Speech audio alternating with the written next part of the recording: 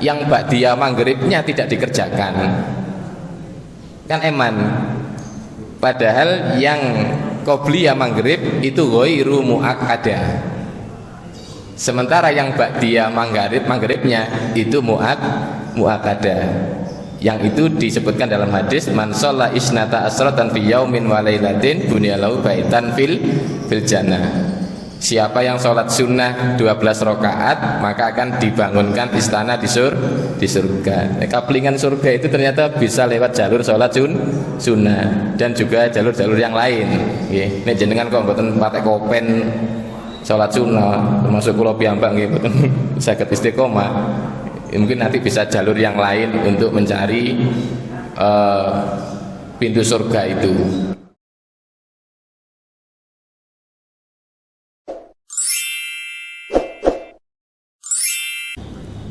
Alhamdulillah qad anjalal qur'ana liyakuna hidayatan lil muttaqin wa anjala sakinata fi qulubil mu'minin wa jalal islam rahmatan lil alamin.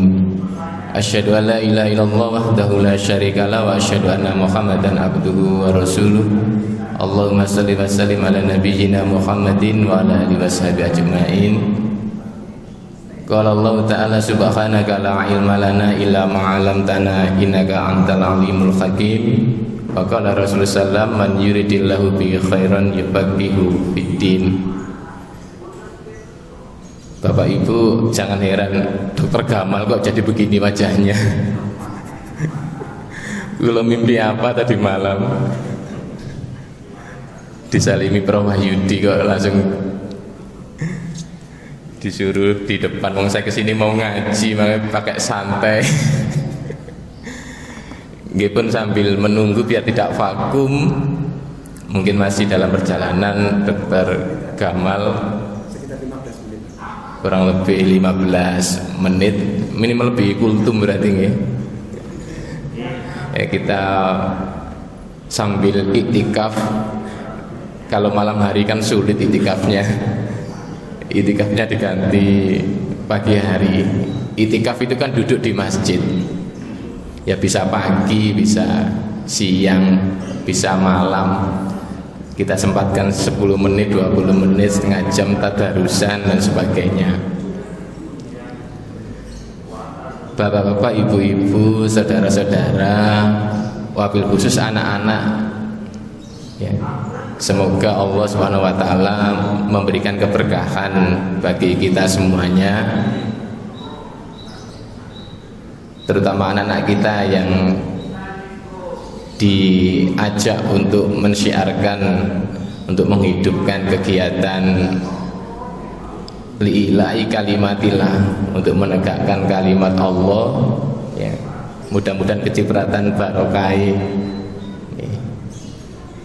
Hadirin rahimakumullah, tadi disampaikan tentang ilmu ya, tentang pentingnya ilmu.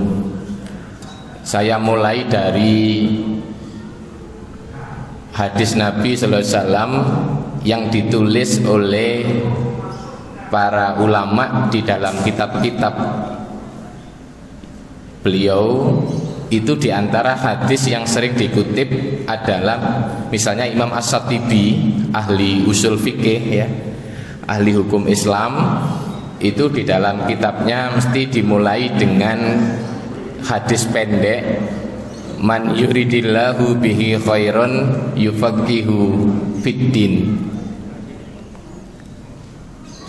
Siapa yang dikehendaki Allah kebaikan di dalam hidupnya, itu indikatornya adalah tafaqquh fiddin.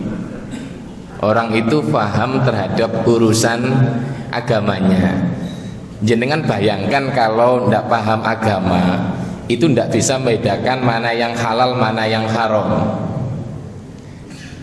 Kalau seseorang tidak paham urusan agamanya dengan baik, tidak tafaqquh fiddin, tidak bisa membedakan mana yang wajib, mana yang sunnah, mana perintah, mana larangan. Semuanya dianggap bagian yang penting di dalam agama.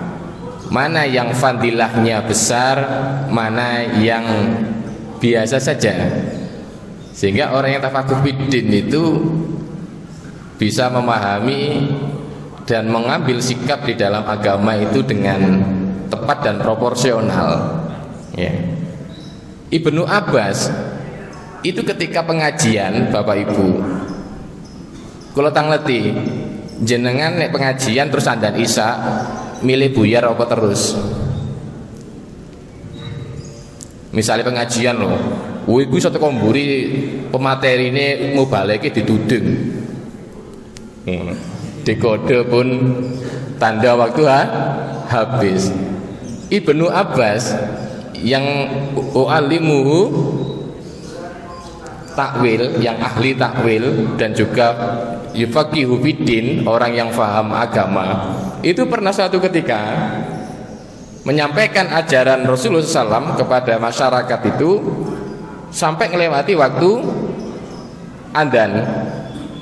Ono sing rada napa nggih? Interupsi ngono. Ya. Baik Ibnu Abbas, ini kan sudah waktunya andan. Ya. Kenapa kita tidak berhenti? Jawaban Ibnu Abbas itu rada otoritatif nggih. Sampai niku ngono ngene kasarane. Sampeyan niku lho, luwih paham endi? Aku ambek sampean. Urusan agama iki. Wani-wani ini sampean nginterupsi saya. Nggih. Saya yang paham sunnah. Saya yang paham ajaran Rasulullah. Sampai begitunya itu. Nah, seringkali kalau enggak kita fakih di dalam urusan agama itu, kemudian apa yang kita lakukan terkadang tidak tepat. Nyun sewu Gus Santo, saya dipaksa tadi ini dituding sambil nunggu Dokter Gamal dan para asatid yang lain, para yai, para senior, nggih. Pak Raut ngapunten sudah rawuh juga. Ini acara selingan nggih sambil nunggu. Jadi ini pentingnya kita terus bertafakuh fiddin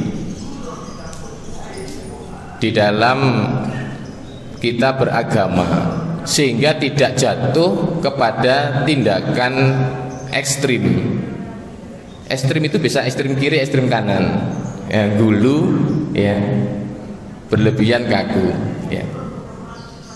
Saya sering guyon kalau jamaah pengajian itu, kalau datang ke masjid kemudian sholat sunnah qobliyah misalnya maghrib, ya, sementara yang ba'diyah maghribnya tidak dikerjakan, kan eman.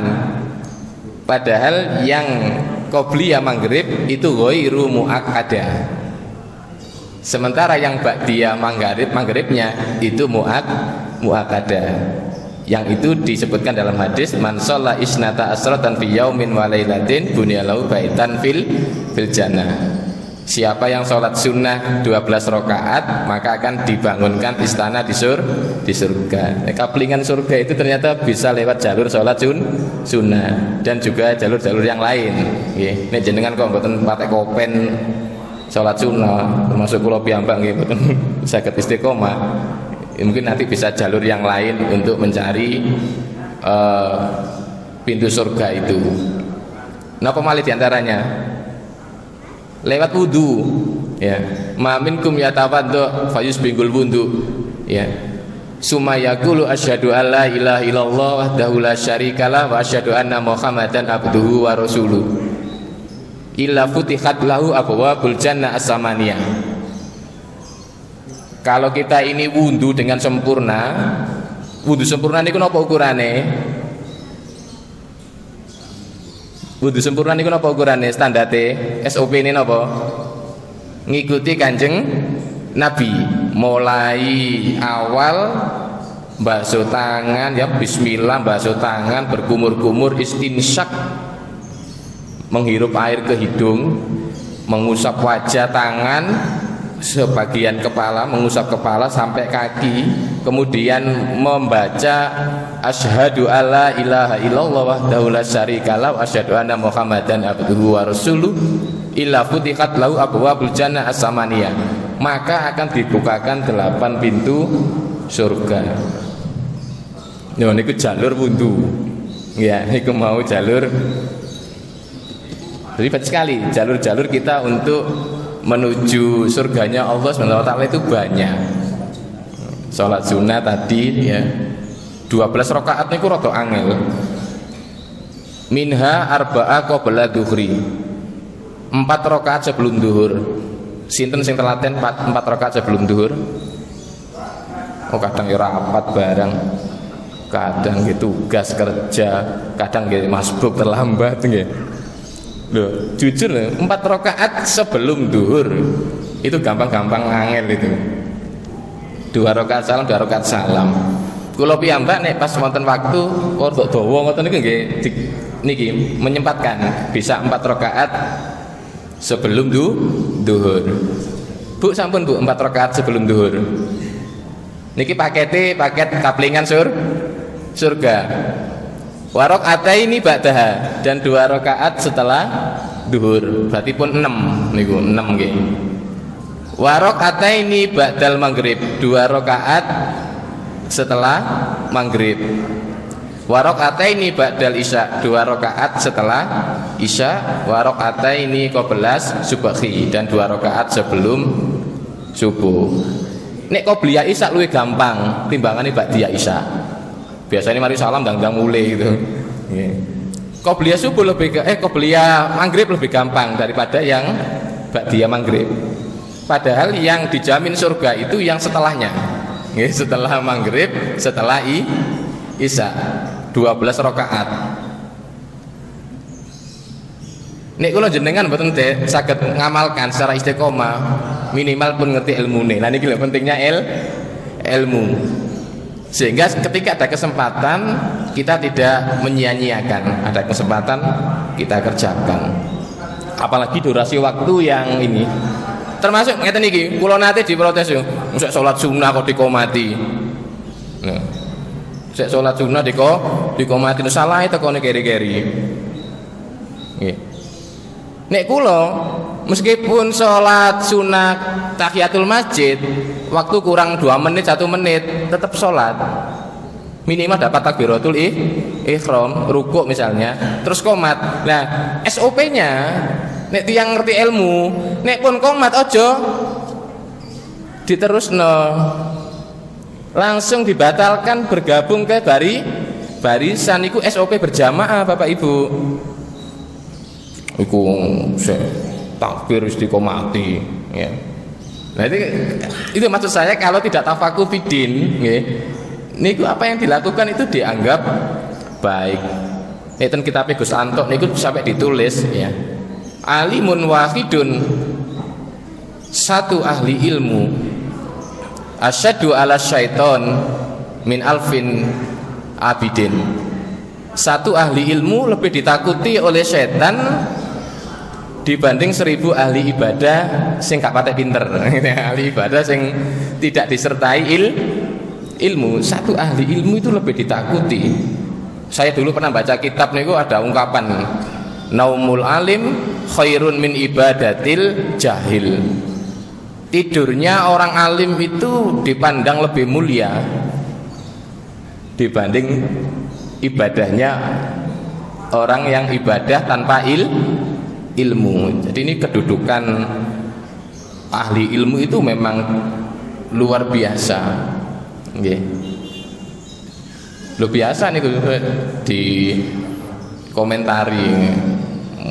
Salat sunnah kok wis dikomati. Nah sing bener nek pun komat makalah salat tidak ada salat sunnah kalau sudah ikomat. Ngoten nggih Gus Anto nggih. Nek wis komat kan tidak boleh salat sunnah nek jamaah ten masjid ya. Bahkan zaman kami kuliah dulu biasa guyon nggih, amin nggih. Pas salat bareng sing mari salat iku ayo sapa sing gelem kancani sedekah. Ya. Wis mari salat zuhur dijak salat maneh. Lah wonten kanca sing rada gak wis palaku wis akeh. Ternyata ada hadisnya. Kita itu boleh salat lagi. Fa innahu nafilah. Tapi yang kedua itu menjadi ibadah tambahan. Nek jenengan kan enggak mesti milih lungguh, lha semari salat kok, lha salat maneh ngene. Tapi yang ahli ilmu itu boleh memilih. Setelah sholat kemudian diajak sholat lagi, itu boleh ya, tapi menjadi ibadah nafilah, karena tidak boleh sholat duhur 2 kali, tidak boleh ya. Ketika jenengan datang ke masjid kemudian ada berjamaah, sakjane SOP ini niku jenengan nggih melok sholat jamaah sakjane, tapi kan nggih kadang untuk males ya. Terus mari sholat kok lungguh ae. Padahal SOP-nya ketika kamu datang, kata Rasulullah, ke masjid yang di situ ada sholat berjamaah dan kamu sudah sholat, maka tetap ikutlah sholat berjamaah, fa innahu nafilah, dan itu juga menjadi ibadah tambahan. Niku lho, wonten malih sing rada ngawur niku, ada jamaah qashar. Nah, ketika sholat berjamaah duhur 4 rakaat, ngambil pilihan mek 2 tok sing mburi. Tidak tahu ini dasarnya dari mana ini. Tapi saya mengamati ada yang begitu. Jadi ketika qashar ikut berjamaah, kemudian hanya mengambil 2 rakaat yang terakhir misalnya. Atau mufarraqah. Imamnya 4 rakaat, kemudian pas 2 rakaat milih salam. Lho ya mboten jane SOP ini nek jamaah ya melok imam. Kalau imamnya tamam 4 rakaat ya kita harus ikut 4 rakaat. Nah, malah sing bener ngeten, nek imam itu safar salat qashar 2 rakaat, kata Rasulullah SAW dalam hadis tentang salat qashar itu, maka imam ketika 2 rakaat boleh salam, makmumnya melanjutkan. Jadi itu Rasulullah ketika safar ngimami 2 rakaat, tapi pun pesen dhisik, mboten langsung moro-moro 2 rakaat salam, engko sak masjid subhanallah kabeh. mboten sanjang ya, tidak memberitahu terlebih dahulu. Nih, jadi hal-hal yang berkaitan dengan agama ini kita terus belajar dan terus memperkaya, karena bisa jadi kita pun mungkin masih kurang ya, sehingga bisa tepat di dalam melaksanakan tuntunan-tuntunan agama kita ini. Tidak menggunakan selera kita, ya kan? Tidak menggunakan hawa nafsu kita di dalam beragama, tetapi berbasis ilmu. Makanya kadang orang alim itu kadang amalannya kadang nggak cocok ambek wong sing nggak patek alim itu. Wong alim kok tambah begini, ini ya. Malah kadang nggak cocok. Padahal beliau berbasis ilmu. Sementara yang tidak alim itu berbasis semangat. Jadi beribadahnya itu berbasis semangat. Bondo wani ngono tok. Tapi kalau orang alim itu berbasis ilmu. Sehingga para alim itu dalam berbagai hal itu ya biasa, sangat bijaksana, saling menghormati ya. Bahkan terkadang murid berbeda dengan gurunya. Imam Syafi'i yang mewajibkan bismillah, gurunya Imam Malik malah menganggap basmalah bukan bagian dari Al-Fatihah. Loh, bukan bagian loh. Jadi bismillah itu bagi Imam Malik bukan bagian dari Al-Fatihah, sehingga tidak harus dibaca langsung Fatihah itu alhamdulillahirabbil alamin langsung. Kalau kita kan enggak, saya rada-rada ragu, saya bismillahirrahmanirrahim. Ya, masih baca bismillah baik dengan sir maupun dengan jahar. Nah, Bapak Ibu hadirin semuanya, maka kesempatan Ramadan ya kita juga manfaatkan sebaik-baiknya. Tadarus juga dipahami Al-Quran. Bahkan saya pernah ngopi ketemu dengan seorang dokter itu nggih. Suatu yang ngopi di warung ketemu dokter, kemudian cerita-cerita, saya kira saya seorang guru pengajar begitu nih. Itu terus beliau bilang gini, Mas, kenapa sih kita ini kalau sholat kok gak pernah ngerti artinya? Sholat gak pernah ngerti artinya. Bacaan doa, bacaan ini, kenapa sistem pendidikan kita itu kok tidak mengarahkan kepada makna? Yus moco pokoknya wis Fatihah ya Fatihah, surat pendek ya surat pendek, doa-doa ya begitu. Tapi pikir, oh iya ya, karena kita mulai kecil ya ini, sistem kita tidak mendukung untuk penghayatan makna, tetapi pada teks hafalannya. Nggak tahu kalau jenengan ini ya sholatnya apakah sudah sampai tahap makna itu ya, baca Al-Quran apakah sudah masuk pada tadarus, tadabbur dan sebagainya itu. Maka dengan semangat terus memperbaiki diri ya, nek salah ya segera minta ampun, kalau nggak tahu ya tanya, kalau merasa kurang ilmu ya harus terus semangat belajar. Mudah-mudahan Allah SWT memberikan hidayah kepada kita semuanya, memberikan kemudahan dalam segala urusan kita, memberikan kesehatan, dan yang paling penting memberikan keberkahan bagi keluarga kita semuanya. Amin ya rabbal alamin. Ingkang wonten kelebatan nyuwun kagungan pangapunten ya, karena acara hiburan kalau salah wajar nggih. Assalamualaikum warahmatullahi wabarakatuh.